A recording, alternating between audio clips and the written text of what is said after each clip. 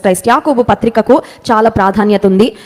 పాత నిబంధన గ్రంథంలో సామెతల గ్రంథము చదివితే మనకి ఏ విధంగా జీవించడానికి తగిన జ్ఞానాన్ని పొందుకుంటామో, నూతన నిబంధన గ్రంథాన్ని Proverbs of the new testament అని యాకోబు పత్రికను నూతన నిబంధన గ్రంథంలో పిలుస్తూ ఉంటారు.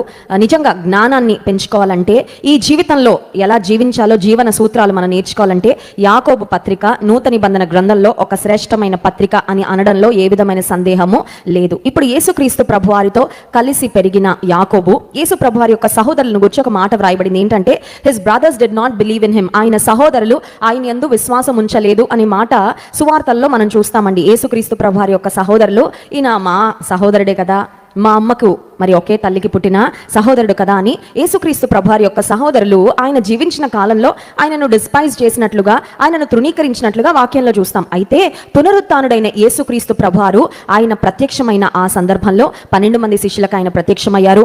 మరికొంతమందికి ఆయన ప్రత్యక్షమయ్యారు. 500 మందికి ఆయన ప్రత్యక్షమైనట్లుగా కొరింథీ పత్రికలో మనం చూస్తాము. అక్కడ యేసయ్య యాకోబుకు కూడా ప్రత్యక్షమయ్యారు అనే మాట చదువుతాము. So after the post resurrection appearance of Jesus Christ, పునరుత్థానుడై తిరిగి లేచిన యేసయ్యను కన్నులారా చూచిన యాకోబు, he became very strong in his faith.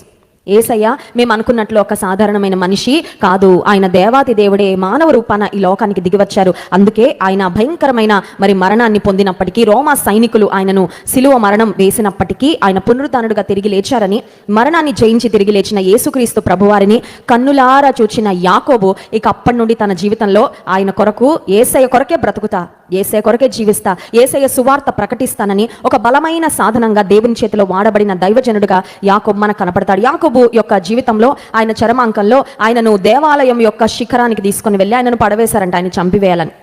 అక్కడ నుండి పడాక కూడా ఆయన చనిపోలేదు. ఆ తర్వాత వారు ఆయనని కొట్టి చంపారు.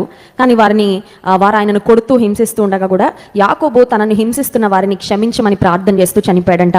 యాకోబు యొక్క జీవిత అంతాన్ని గురించి చరిత్ర గ్రంథాల్లో మనం చదివితే ఈ విషయం మనకు స్పష్టంగా అర్థమవుతుంది. ఏదేమైనప్పటికీ యాకోబు భక్తుడు తన జీవితంలో యేసుక్రీస్తు ప్రభువారు, పునరుత్థానుడై తిరిగి లేచిన యేసుక్రీస్తు ప్రభువారిని కనులారా చూచిన తరువాత ఇప్పుడు యేసయ్యకు తనకు మధ్యలో ఉన్న అనుబంధాన్ని ఏమని పరిచయం చేసుకోవడానికి ఇష్టపడుతున్నారంటే, యాకోబు రాసిన పత్రిక 1వ అధ్యాయము 1వ వచనం, దేవుని యొక్కయు ప్రభు అయిన యేసుక్రీస్తు యొక్కయు దాసుడైన యాకోబు, దాసుడు అని చెప్పుకుంటా ఉన్నాడు. చూడండి, కుటుంబాల్లో అన్నదమ్ముళ్ళు ఉంటారనుకోండి, ఒకరినొకరు చాలా చనువుగా ఏమంటారు, సింపుల్గా చెప్పాలంటే అరే ఒరే అనుకుంటారు కదా. ఒకరినొకరు చాలా చనువుగా పిలుచుకుంటా ఉంటారు. ఒకరినొకరు గౌరవించుకునే అనుభవాలు అయితే యూజువల్గా ఉండవు. బయట వారి ముందు గౌరవిస్తారేమో కానీ పోనీ యేసు ప్రభు యొక్క సహోదరుడను అని చెప్పుకోవడం లేదు, లేదంటే యేసుక్రీస్తును వెంబడించే వ్యక్తిని అని చెప్పుకోవడం లేదు. యేసుక్రీస్తు యొక్క దాసుడని ఇంగ్లీష్ బైబిల్ ఏమనుందంటే, a slave of Jesus Christ